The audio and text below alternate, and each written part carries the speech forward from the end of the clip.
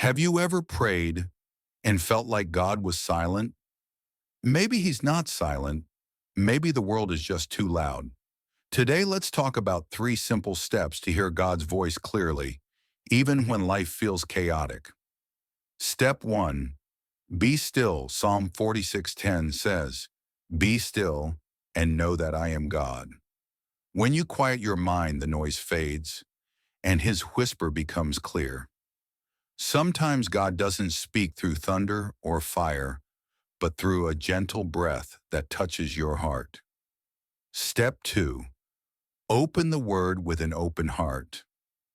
Every time you open the Bible, it's not just ink on a page, it's His voice calling to you.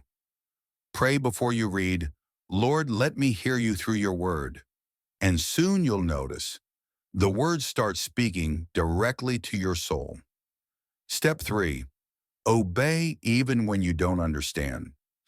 God often speaks through small nudges, a moment of forgiveness, an act of kindness, a decision made in faith. When you follow those gentle whispers, you're walking with Him. And the more you walk, the clearer His voice becomes. God's voice never disappeared.